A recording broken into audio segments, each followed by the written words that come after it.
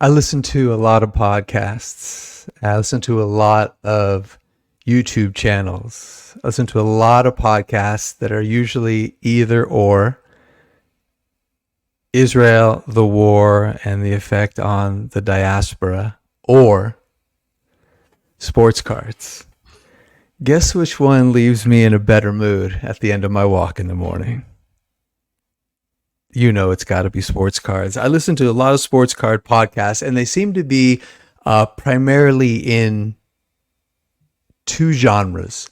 They are either about the hobby, so think Entertainment Tonight for sports cards, the movers and the shakers, the rumors, the scandals, what's going on with the corporations, what's going on with the shows. Think sportscasters talking about sports casting. So about the hobby podcast. I have my fill of those pretty early on. There are only a couple that are, for me, that are worth listening to. So that's the first genre. The second one is about the cards. First one is about the hobby. The second one is about the cards. Interesting. I enjoy the cards more than talking about the hobby. Redundant after a while, because how many times can you talk about 54 tops, right? And there's a proliferation. Just because you can have a podcast doesn't mean it's necessary. Sometimes, to be honest, I say that about myself. So there's no fingers being pointed. There's also a third, much lesser known genre. So my guest tonight is Iowa Dave Schwartz. And his podcast is called The Shallow End. And he is in this third category for me as a listener. I really appreciate that Dave explores the inner journey of the collector. And he does talk a touch about the hobby and, of course, about the cards. But I really tune in to The Shallow End for that inner journey. Iowa Dave Schwartz is my guest tonight. And who better to join me as we look back at the 1985 St. Louis Cardinals than a lifetime St. Louis Cardinals fan, Iowa Dave. Welcome to the Rated Rabbi Sports Card Podcast, where sports cards and pop culture meet the 1984 All-Star Game. I am your host, Rabbi David Spinrad. Welcome to episode 71, season team, boombox, and screen, the 1985 St. Louis Cardinals with Iowa Dave Schwartz here live in the studio. Dave, welcome. Dave Spinrad, the Rated Rabbi. It is great to be here. I have waited so long to hear that the best theme music in sports card podcasting live coming out of StreamYard. That's great. I did everything I could to not just start dancing to it. That is the greatest song. I am excited and dreading talking about the most exciting, most upended team of Major League Baseball from the 1980s, and there's nobody I would rather do it with than you. Oh, thank you. I am really excited. This is a team that, even though I am a longtime, lifelong Giants fan, I don't really even have a second. This 85 Cardinals team captured the imagination. They for sure are a team of the 80s in ways that completely, by leaps and bounds, outstrip the team that actually beats them in the World Series, the Kansas City Royals. And we'll get there later. What I want to start by saying is the 85 St. Louis Cardinals are a team of the decade, which is mind-blowing for a team that did not win the World Series. Yes, they won in 82. Right. They made it back in 87. Yep. But 85 is the team that people who are either from St. Louis or are fans of that era of the Cardinals remember the most. They were the most dominant Cardinals team of the 80s. The old NL East was spectacular in this. It was this annual battle between the Mets and the Cardinals, and It alternated back and forth and back and forth. Yeah. But the one team that seemed destined to win it was the 85 team. Even 82, that Milwaukee team, the Harvey's Wallbangers. Oh, yeah. They were something else, right? Oh, and yeah. for the Cardinals to win it, that was just pure Whitey ball, right? And then, but come 85, they added the bat. Yeah, power bat. Yeah, they added someone who was somehow even faster than Willie and Ozzie. They had they had a Punch and Judy hitting second baseman who somehow drove in 100 runs. It seemed Crazy. inevitable that this team would win it, Yeah. and they almost did. Yeah. And as we'll talk later, it goes back and forth on whether they did it to themselves or had it done to them, or some combination of the two. But yeah, it was just it is the team that I remember most from my childhood. It feels like yesterday. A lot of things from long ago feel like that long ago. That team feels like it could have happened last week. Oh, so beautifully said. So I want to get to know those 85 cards through you and through your collection. But let's go back a little bit. Let's take it back. I want to know about you as a collector. Tell us a little bit about your journey as a collector. Sure. Like so many, my story does not sound unique, but like so many, I collected as a kid, excuse me. And I collected pretty hardcore from 83 through 90. Those Okay. were my years. Okay. 83 Yep. through 90. Now, 83 Tops is still my favorite Oh. top set from that era. Oh, 100%. It looks amazing. Yeah. 84 Donruss, 87 Fleer. Those are Yep. my. Oh, I like the blue also. That was the first time Fleer woke up, Mhm. right? They were getting their butts kicked. Tops was Tops, and Donruss had the rated rookie, and Fleer had nothing. Yep. But I like the superstar specials. I like their combos. Their combos are good. But Pete yes, and I'm with you. Yeah. Pete and repeat. Those are great. But those are the 83 Tops through 90. And then it's not coincidental that in 90 is when I turned 16. And so Okay. things change, right? Yeah. Yeah. And so that was it. But I kept my cards. I was meticulous as a collector, even as a kid. I kept things in binders. I kept them labeled. I kept my best cards in top loaders, even in the 80s. Wow. And so when I would look on eBay from time to time, I think in 02, I bought an A-Rod because it looked shiny. I didn't know cards were shiny. Right. I bought a Pete Rose because I just happened to find it then. And I almost collected back in 2011 again, because, again, I read a book about Satchel Paige. And so I found the 53 Tops on eBay, but it wasn't the right time. That's a sliding door to your PC, though, right? It could have been different. The money back then. Oh, yeah. But, you get in where you get in. Yep. And then COVID happened. Yep. And that was it. We went home. I went back to St. Louis one weekend to visit my dad. He's my brother and his family's down there, but we hadn't seen him in a while. And so we masked up and went down to see my dad and thought, I'm going to get my cards out too. They were untouched. My parents had never moved them. They were in the same spot in the same closet as they had been 30 years earlier, 25 years earlier. Amazing. They didn't care. They don't have a lot of stuff. And so they just left it. Yeah. My whole room was redone. It became their home office. But that one side of the closet, they just left. So That's it was amazing. really easy. It was fantastic. And it was really easy to load up our car, and we drove back, and I sold 99.999% of the 30 to 40,000 cards that I had in there. Bunch of them I recycled, 87 Tops. No one, those were just recycled. But you have a great story about, I think you did it on your very first episode of the pod, about a card that sort of launched you back as a collector. You want to tell that story quickly? Oh, Dave, you froze, buddy.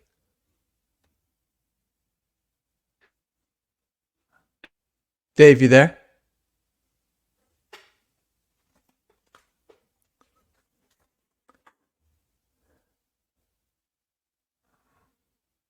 I don't want to tell. I don't want. There. Oh, hang on. You're going in and out. Are you there? That sort of launched me back into.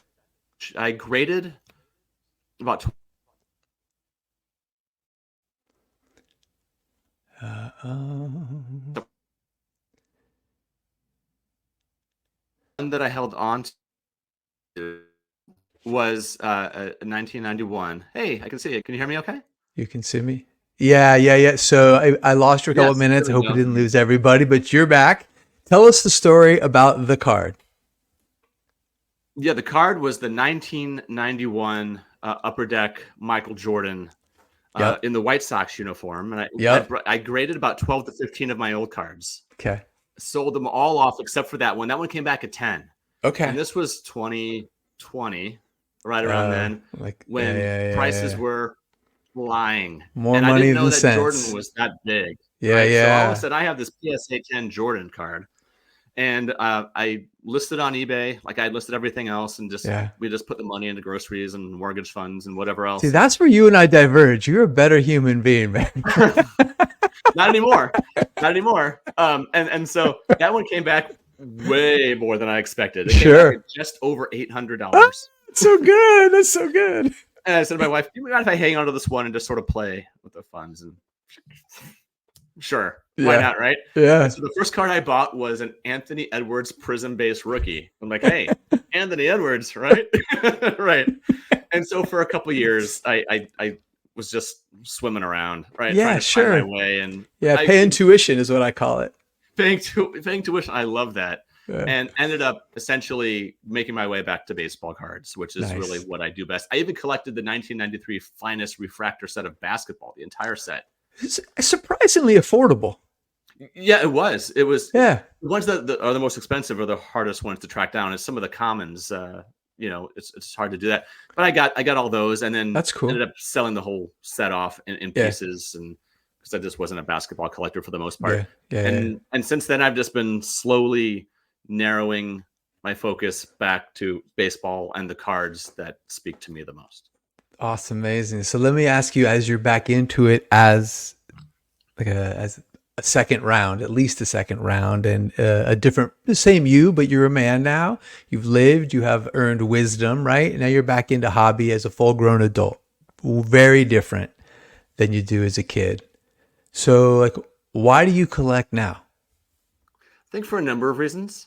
I collect to remember, for sure. The Cardinals are very special to me. I live in Iowa now, but I grew up in St. Louis. And in St. Louis, baseball is like a religion. Plus, my whole family were just really into the Cardinals. My grandfather was a huge baseball fan. He was a Cardinals fan, but it was much easier to sneak into Browns games. Oh, interesting. When he was a child. And so he was sneaking into Browns games, and he saw Ruth play. Wow. So this would have been the 20s and 30s when he was born in 21. So this would have been the 30s, right? He was sneaking in and saw sort of late era Ruth. And it was just always there. My uncles and my aunts. My mom was a huge baseball fan. So I like that. Plus the memories I have of the Cardinals. Plus I'm a collector by heart. Part of it's probably a little bit of ego as well. I love posting a card online and getting comments and likes. And so I don't want to lie and say it's completely altruistic. I do it's fun to show your cards. Sure. It is 100%. So I do it now to connect. I've spoken before that I feel very strongly that men especially tend to lose connections the older that they get. Yeah. I'm pretty cognizant of that. And so I even though it took me a few years of collecting to realize I wanted to have some sort of a social media presence, not because I was trying to get rich, because that's not going to happen, but because that was the way to meet some people. And I started doing that, and it's been so great, right? So in the 15 years, 20 years before I got back into collecting, my friends were the friends that I had made in college, or a couple of work friends, and I'm still friends with them, which is great. But it had really plateaued or declined. And now, since getting back into it, I've just been meeting people who have some of the same values or different values, but still get excited about cards. And it's just great to be able to talk to people and to feel alive again a little bit as well. I don't think that's going too far to say that cards sort of help me feel like I'm a participant in the world again. Yes. And I'm very grateful for that. Yeah. Oh, so beautifully said. Tell us a little bit about The Shallow End. The Shallow End is a podcast that is devoted, at least at the beginning, was devoted to collectors like myself who buy cards that don't get a lot of the publicity. People who get joy in buying cards from $1 to $50, right? Where clicking buy now on a $50 card makes your hand shake, like thinking, okay, this is a half a week of groceries, right? No, I have a 2014 Hunter Pence chrome refractor, a gold one out of 50 that came yesterday that cost like $12. Like, I'm so with you. Like, oh my God, 2014 Pence on the Giants World Series team, $12. Yes, gold. I'm with you 100%. And nobody outside, even in our own lives, outside of this weird hobby, understands No. That. No. Right. So it's the same picture that's on a silver one or a plain one, but just with a fake gold border, and that costs more. Yes. Yeah. Right. Why? Because shut up. It does. I like it. Right. That's awesome.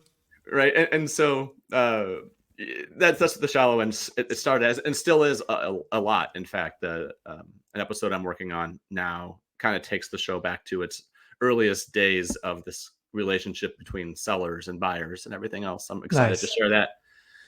But it's nuts. And so I listen to a lot of content. I have about an hour commute each way to work. And that's how I learned a lot about the inner workings of the hobby, was by listening to people who were talking about it. And I loved it. And I was really sad when some of them would drift off and go away and never come back. And I'm grateful for the ones that are still there and cranking and cranking and cranking. But a lot of it I couldn't relate to. One, I don't break. I don't do breaking. Two, I definitely have some cards that are 3 figures or more, and I've got a couple that have just sort of crept into the 4-figure. Yeah. Kind of neat. Yeah. But I'm still, almost everything I do, 95% of what I do is down here. And I think that there are a lot more people who collect that way than who collect in the stratosphere. Dude, how many people have that kind of money? And those people that also who are flashing it also might really be in hawk. Right? Yeah, their portfolios are none of my business, but I wouldn't mind taking a peek at a few of them. Oh no, I'm with you, and I also have my collection is really more like stars and scrubs, the fantasy baseball or football approach, right? So most of my I just want a small group of high end, everything else way low end. So definitely a kindred spirit in that way. Tell me a little bit about, or tell us a little bit about your collection. So how would we know Iowa Dave by your PC? You would for sure know that I'm a Cardinals fan. You'd for sure know that I have a St. Louis connection.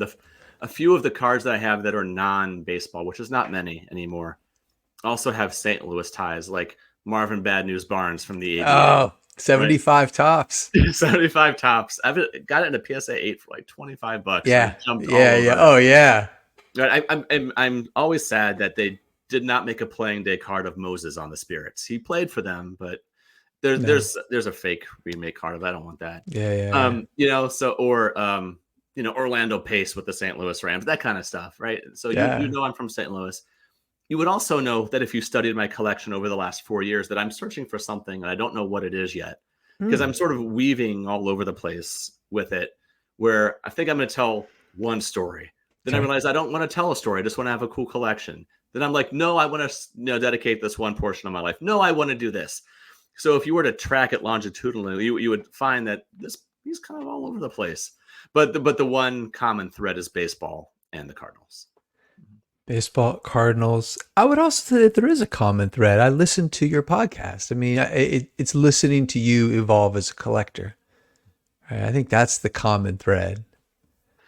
Yeah, I think you're right. I've over the last while now, I was a sports writer for years and years in a different life, and I find myself really attracted. I didn't know it was even happening until I looked at my collection and realized I was doing it. But I was collecting players who I covered. Oh, that's neat. Yeah, and not ones who I was in Chicago, so it was Cubs and Sox, but just the players who I remember coming to town then. For the last 6 months, I've been on a big Ichiro kick. Yes, because he's I covered him when he was a rookie. Because he played all those years in Japan, and I remember walking around Comiskey Park or U.S. Cellular Field, whatever it's called in Chicago. His first game in Chicago as a member of the Marlin or the Mariners, and instead of being in the press box or just covering the game, I just wanted to hear what the crowd was doing. And I'm walking around the cell, and there were just people screaming from all parts of the stadium, Ichiro. That's all anybody cared about was Ichiro. Whoa. And they were screaming and screaming. And I just have such a vivid memory, of that. And he was spectacular. Or Barry Bonds coming to Wrigley and just putting balls out of, onto the rooftops, into the buildings across the street. Yep. flying them toward Michigan, Lake Michigan. I have two Ichiro cards. I'm sorry to interrupt, but I'm going to lose this tie. I have two Ichiro cards, and I wonder if you've seen them. I don't know if they're your style, but they're on like my mental radar. There is a 2010 Topps National, I don't know if it's Chicle or Chicle. It's that style, National Chicle style. 2010 Topps. Have you seen the Ichiro? There are two. There's a horizontal one where it's kind of like this Land of the Rising Sun. The gold chrome it's beautiful. Do you know that card? I've seen the vertical. The vertical is like the throwback Pilots uni. Yes, I think Pitch posted one about a few months ago. I remember seeing it there. Yes. The horizontal one is, oh my God. And I kicked myself because it went up and I was kind of like, oh, that's such a cool card. I'm like, doesn't fit my collection. Now it's expensive. The other one is 2007 Topps Heritage, has a 58 All-Star style, red back. It's very nice. I've seen that one. That's amazing. And it's only a few bucks. It's not bad. It's not bad. But I put a cap on myself of no more than 4 cards per player. What? Because I want to keep my collection somewhat small. Okay. It's baseball that has 100 million years of history. Okay. And there are enough people that I want to collect that if my collection gets too big of a certain player with the funds that I have, I'm not going to be able to get certain players that I want.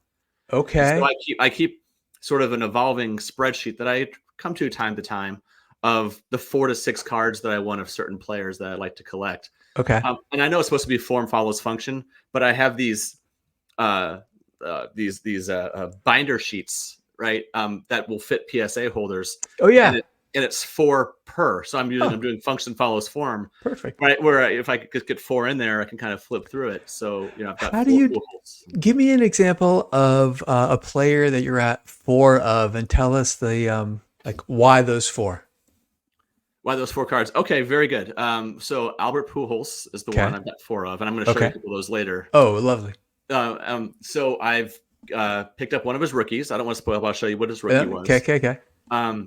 The first Pujols card I acquired of any value was about a year ago now, but it's his 2002 Topps Chrome Gold Refractor. Oh, they were not numbered then. Right. But it's his Gold Cup. It's his rookie cup. Yeah, I know that card. Yeah. Right. Then I've got 2 from 2011. One, again, I don't want to spoil. I'll show you. Okay. Yeah. The other is a finest red refractor out of 25, and it is the most insane color match you'll ever see. So you don't have any Angel ones, I'm guessing. No, 2011 was his last set of cards on the Cardinals, and then it was weird because he then retired for 11 years, and then he came back and played for the Cardinals. He came back and just wanted to get loose, He has a nice ending. At one point I did have some like gold refractor from the 22 season. But I got a hold of that 2011 red refractor out of 25, and I had to get it. And nice. I think it's January 1st or 2nd. I put up, as Brett McGrath would say, the bat signal and saying, this is cards I'm looking for in 2024, right? Yeah. And someone messaged me and goes, I know someone who has that one. And right. And so I messaged that person and so he sold it.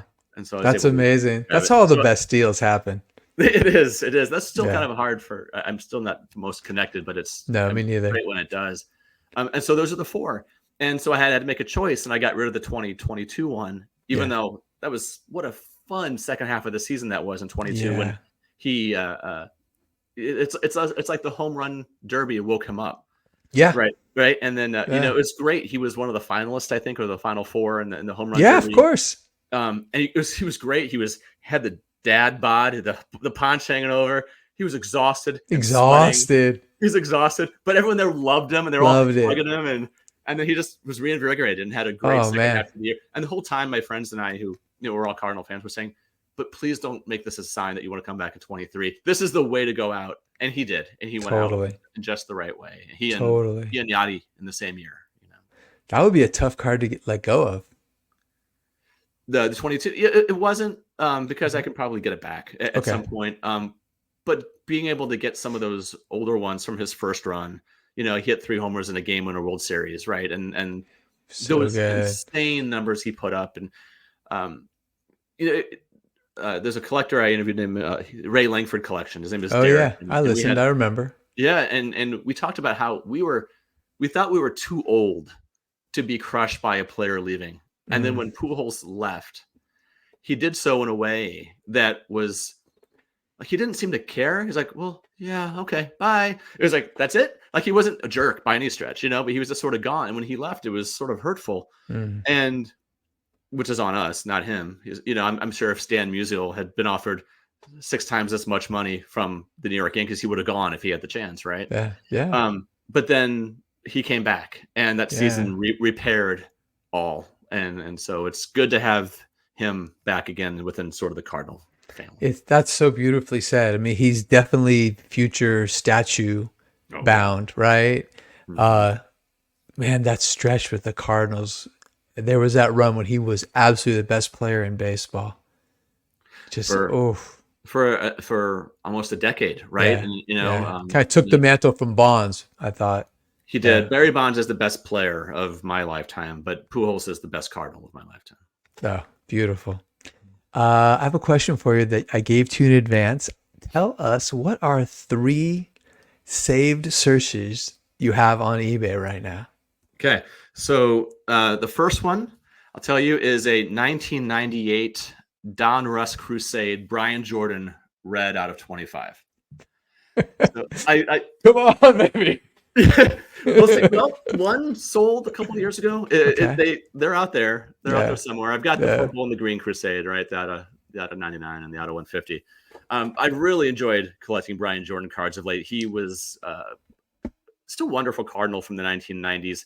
He's part of that team that included, Ray Langford, Bernard Gilkey, Todd Seal, Ron Gant came over. Yeah, I remember it was a good team. LaRusso was your manager, wasn't he? He was. He took over from Joe Torre, right? When Joe Torre had once again failed as a manager, seemed to have no future whatsoever in Major League Baseball at that point, right? Before New York. Yeah. But Brian Jordan was he was a 2-sport athlete, and he played in the same defensive backfield in the Atlanta Falcons as Dion, and he was a free safety. So he was not football. He played for parts of 3 seasons, but he ended up playing for about 15 seasons of MLB. He was really good. One of those hall of really good guys, right? Absolutely. But as a free safety, when he came around third base toward a catcher, the stadium would stand up like, oh, God, he's going to destroy someone. And so between what he used to do to catchers and what eventually happened to your guy, Buster Posey, that's why they had to change the rules to protect those catchers, right? Yeah. But he was a really good player. His cards are affordable. He's not in the Hall of Fame. I don't think he's even in the St. Louis Cardinals Hall of Fame, although he might be at some point. He might be someday.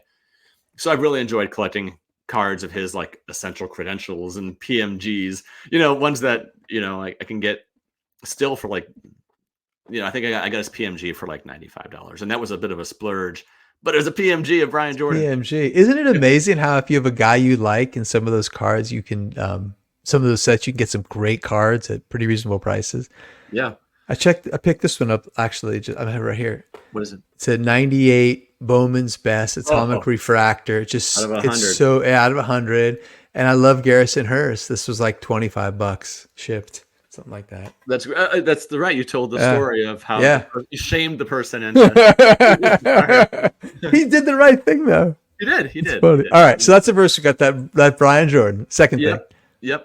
So the second one is a 1986 Willie McGee Don Russ Diamond Kings, but I won it in a PSA 10. It's a Pop 3. At some point, someone's got to sell it, right? Yeah, sure. Pop 3. Yeah, I've got an 87 Ozzie Smith Diamond King in a PSA 10. Okay. But I went the Willie in a Pop 3. Yeah. So at some point, there's always 100 of them on ComC at any point. I could buy them and try to find one to grade, but I'm sure I would just end up getting 50 PSA 9s or 8s if that happened. And so, why do you want the PSA 10? Because I think it'd be affordable. Okay. And I think, I have such good memories of Diamond Kings. So good. They were great and just beautiful, beautiful artwork. And I just feel like that's a card that's worth having in a 10. I don't think it'd be that much more than a 9, really, to be honest. Yeah. So that's why. Just nice. Why not? Right? Yeah, he's your guy. I know he's your guy. Okay, what's your third card? All right. So I mentioned before the 2011 Topps Finest Red Refractor out of 25 of Pujols that I have. I want the same card of Ichiro. Oh. I went there. And it gets sold every 4 years. There's one sold in 22, one in 18, one in 14. They're out there, but I've always grouped them together. They seem like, they're not Bird and Magic, right? They don't have a rivalry. In fact, they almost always played in opposite leagues. Mm-hmm. When they shared that card. That's right. They shared that probably the best future star Rookie of the Year card of all time, right? You have, Bill Simmons talks about inner circle Hall of Famers for basketball. Yeah. They're inner circle Hall of Famers for baseball when they get there for MLB. Yeah. Right? Oh, You've yeah. got Ichiro with his baseball hits record when you count Japan in there, plus what he did here, and then Pujols totals. So I have the O2 gold refractor of both of them, right? I'm going for some other matches, and I want to pair those up as well because I can't think of one without the other. And so that's one that I hope pops up at some point because I'm going to try to jump all over it when it does. Oh, man. Nice. Let me show you mine. Let's see. I did a little picture, so I'll put this up. So I have 3 cards. I went for some of the things you might not know about me, 2 of them, and then one seems pretty obvious. So the first one, bottom left, that's Harry Houdini, right? Mm-hmm. The greatest illusionist, the greatest magician in history. That is a 1922-23 Boys Cinema Famous Stars. It's like a UK in a magazine insert. There's also a chaplain in that one. I don't want a huge collection. I'm not a big non-sports guy, but that would be like, that is like, to me, just like Harry Houdini. Are you kidding me? Do you know what year did he die? What year did he pass? I just was reading yesterday. The 25? So this is a playing days card of him. Yes, it's definitely playing days. Yes, yeah, that's what you were going for. Yes, definitely playing days. In fact, peak of his powers. Second one, that is a 2014-2015 Prism blue refractor out of 99 of Steph Curry. Now, one of the things that I'm very big on card aesthetics, and I actually really pay attention to proportion. So this is a larger proportion than the typical Prism player to card ratio. And for me, it just works so beautifully. And I'm not a big basketball collector, but I want to pair the Curry. I'm going to hold this up. I have the Clay.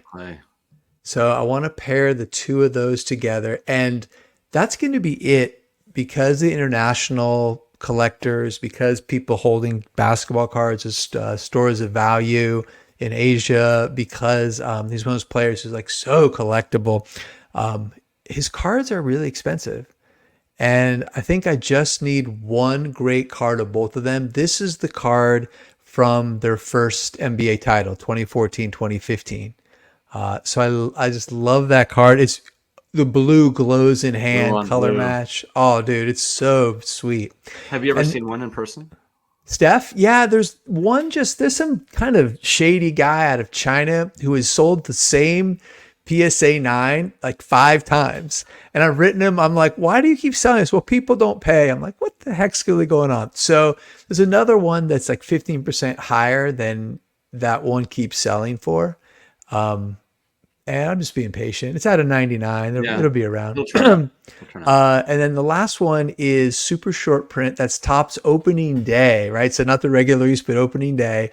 2015 Parade, Madison Bumgarner, right? Coming off that all-time pitching performance in the 2014 Game 7, 5 scoreless innings on 2 days rest, like unbelievable. So that's an iconic picture of Bumgarner holding the World Series trophy, on Market Street at the Parade. And man, those pictures your Giants had in the first part of that decade were buddy, so good. Had Lincecum, Kane. Oh. Yeah, and those. So I collect 2010 to 2014 goals, black. It's nice. The Giants have lots of color matches. They have black and orange. The Black Heritage, actually. You want to see a sweet card really quick? Mm-hmm. I got this off see. This is 2014. It's the kind of card that you can collect if you have a team. This is a 2014 Heritage out of 65. So 65 design of Pablo Sandoval. Just this great jovial kung fu joy. Such a great card, right? And it's like $25. He's one of those guys that everyone in baseball loved. Oh yeah, absolutely. I want to get back to out of the way the Giants. I want to get back to you. I want to get back to the Cardinals. So you talked a little bit about your family roots and your like multi-generational Cardinals fans. everyone knows who's a baseball fan, the Cardinals have an amazing fan base, that they have an unbelievable tradition embedded in the community, and not just community, but because of KMOX, the region, right? I mean, any baseball fan knows all of it. But I want to ask you, as an outsider, what was it like to grow up inside, and what is it like to be inside that, like almost like a St. Louis Cardinals family? It's something everyone has, right? It's one thing that brings everyone together. St. Louis and Missouri, socially, is pretty divided, along political lines, cultural lines, quite a bit. But the Cardinals are the one thing that brings people together, whether they're good, bad, middle, whatever. You mentioned KMOX, and at KMOX's height, it was heard, I believe, in 31 states at night, right? When the wattage would go up, it would get dark, the signal could go farther.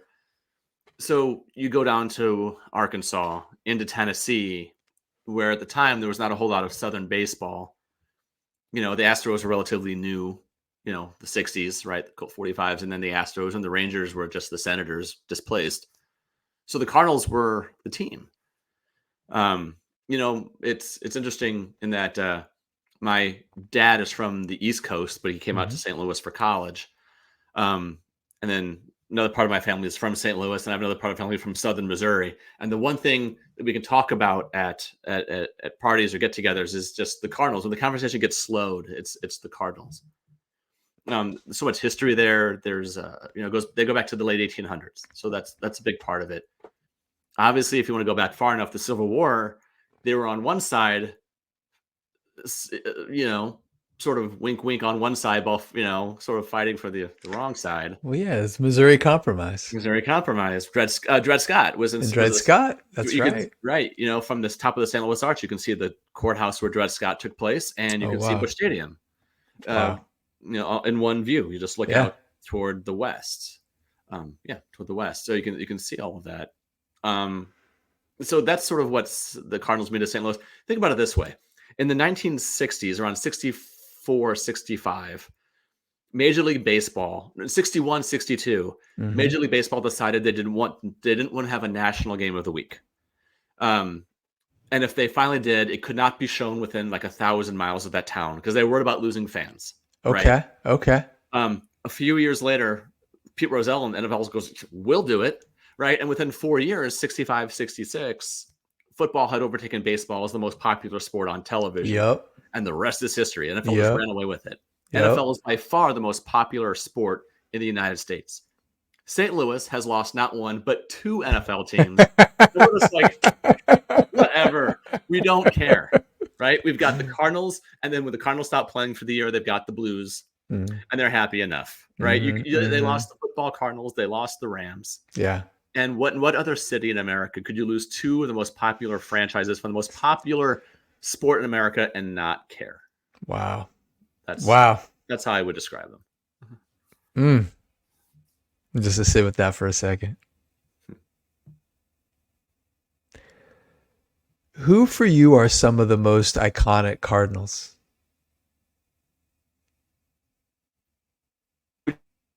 Forever or my lifetime? You take it any way you like. Okay. I'll answer both. All time, it's Musial, for sure. Dizzy Dean, Lou Brock. Whether he deserves to be there or not, I would put Curt Flood in there just because of what he meant to baseball as a whole, shaping the game that it is today. Bob Gibson, Albert Pujols, and Yadier Molina. Those are the ones that come to the mind first. Then you have sort of a second tier of like, Joe Medwick, Paul Dean. Sure. Daffy, yeah. Steve Carlton, maybe. I have a sort of a problem with him. Yeah, but you think of him as everyone thinks. I know he had all his years at the Cards, but everyone thinks of him as a Philly. I think of him as a member of the John Birch Society. Is how I think of him, right? That's how I think of him. Him and Eric Shaw. Yeah. Oh, I didn't know Eric Shaw was too. R.I.P. right. But I put Ray Langford certainly a second tier. He just meant so much he's sort of so underrated. Yeah. Adam Wainwright has certainly pitched himself into that second tier as well, and so that's sort of it. But if I had to go with a Mount Rushmore, which is the popular way to go, if I had to put 4 Cardinals in Mount Rushmore, Okay. it would be Musial, Gibson, Pujols. Those are the first 3, and then after that you have a battle royal, to figure out Brock. I would say either Brock or Yadier. I might be forgetting someone. The greatest shortstop who ever lived. Oh, Ozzy. God, you know what? That's so funny. I think my mind always goes straight to Willie. I'm such a Willie McGee defender. Okay. Yeah, Ozzy Smith. Yeah, undoubtedly. I forgot about him entirely. 13 straight Gold Gloves. Yeah, the highest defensive WAR in history by a lot. By a lot. Not close. And the home run off Tom Niedenfuhr. He almost homered off Randy Johnson in an All-Star game, which would have been incredible. Yeah. He pulled it just foul, which would have been amazing. I love Ozzy. Ozzy was great. He did give the cheesiest Hall of Fame speech of all time, which is pure Ozzy. That's pure Ozzy. But he's great. Love the flip. Love the flip. He does a flip at the start of the All-Star game. Yeah. In 84. In 84, yeah, he does. Because everyone loves the split, man. You got any cards from those cards? Anything to show? Yeah. Yep. So I just got 3 cards of Cardinals. Going back, I'll first. I got some for later, but for now, the first one I'm going to put up here is a 1965 Topps Lou Brock. Oh, it's such a nice card. It is. I like to think of this as his real rookie card. This is his first card, and it's funny if you look back at 64. It's his last card with the Cubs. Yeah, it's so sad. He looks so down. I think he knows that he's stuck in Chicago. Matt, 1956 Topps guy might take exception to that. That's right. Well, he's not here. So, and if you notice, this is a PSA 3 with an MK. It's got a mark designation on there, mark qualifier. What's the MK? Somewhere down here in the black, there's a little marker spot. You can't see it. I can't see it. I'll take things like that. I had this incredible 56 Jackie with an MK. Some little kid wrote 42 in pencil, tiny little on the back. I'm like, yes, I'll take that all day. It's a beautiful card. Yep. Yeah, the back is clean. It's got still the vivid blue and the vivid white. It's amazing. Yeah. Oh, that's great. Nice one. Yep. Second, and you knew this was coming. My 1983 Topps Willie McGee. Oh yeah. Right. In a PSA 9. Oh yeah, I love that card. Yeah, you asked before about why the PSA 10 for the Donruss Diamond Kings. The 10s pop up for this all the time, and they're just too much, right? And this is a beautifully centered card, and so he's hustling back. Poor Willie, just kind of a funny looking dude, right? Kinda. I try to be nice here, right? But he's not a borderline. He's not a Hall of Famer at all. But 2,300 hits. NL MVP, 3 pennants, a World Series, multiple Gold Gloves, just sort of an all-time Cardinal. My favorite growing up. People who grew up in St. Louis during my time, we recognize Ozzy as sort of the national face of the team, but Willie was the guy that the kids loved, right? Yeah, for sure. Here's the last one. And then my last one is a card I hinted at before, but I'm going to show it now. It's a 2011 Topps Albert Pujols. Hope Diamond out of 60. Anniversary. Oh wow, right. That's beautiful. Right. So the diamond, I was just going to get the diamond anniversary, right? Or I don't want the cognac, at least it just seems dirty. I don't like it. But I was going to get the diamond. And then the Hope Diamond popped up a while back, and I had to get that. It's out of 60. It's a Pop 9. I'm sorry, it's a PSA 9, Pop 1, none higher. So it's the highest graded PSA Albert Pujols, so Hope Diamond in the world, right? And it's the year after the World Series and of the World Series, I should say. His last year of his cards in Cardinal uniform, and it's just that's a beautiful card. Yeah, and I just dropped it. not on the floor. That's all right. I want to talk a little more Willie McGee. Let's do it. I think he is also one of those players who, like you said, not very good Hall of Fame, but is integral to telling the story of 1980s baseball. and into the 1990s as well, right? He goes to I think he signed a 3-year contract with the Giants. I have a couple of Willie McGee on the Giants cards, just like you torture me with like Emmitt Smith on the Cardinals. Those are painful. I found a couple in my like random box. That's a 93 Fleer as a Giant. Take it. Here's one more. This is actually kind of cool. His helmet's flying off. 93 Score as a Giant. Oh, yeah, that's a good card. Yeah. I remember. So these years, he's a Giant. I'm actually a vendor at Candlestick Park, and you used to go into the bowels of the stadium. I did it to help pay for college in my first year after I graduated, and you kind of go in the bowels of this super concrete stadium, right? Famously concrete, and you go to this place where you would basically get these tickets. Each one was worth like whatever the cost of a load or whatever the item was, and you were accountable for the money plus whoever made tickets you didn't sell. So there was a lot of cash on hand, and there was sort of a cage with the cashier. And I remember once cashing out and standing in line behind Willie McGee, and they were cashing his paycheck on the spot. And I remember I'm like, hell yeah, I'm gonna look over his shoulder and see how much that paycheck was. It was $57,000. Yeah, I remember he signed for a lot of money. I remember, what was that, 2 weeks pay, a week pay, with a $57,000 paycheck. That was good. That was great for a baseball player. Then he was a good signing by them, right? Yeah, I mean, he played well for them. He was on the 93 team when they went 103, and the Braves went 104. And then he goes to the A's after that. He was a good player. The A's, and they had that. Topps put out that Desert Storm set. Yeah. And he's got a card in there. And some guy, I don't want a card of him on Oakland or San Francisco, but some guy selling like the PSA Desert Storm card of his for like $4,000 on eBay. Buy it now. Like, come on, man. Right. But then he goes back to the Cardinals after Oakland. He returns and plays a few more years. And is he a coach for them still?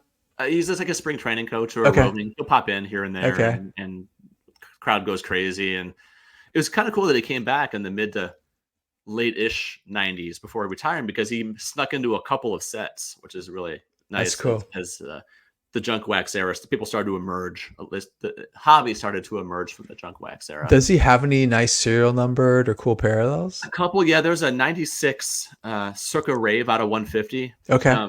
It's never been graded. No one's ever seen one. Okay. I took a picture of the base and put it on Instagram a few weeks ago saying, if anyone sees this, let me know.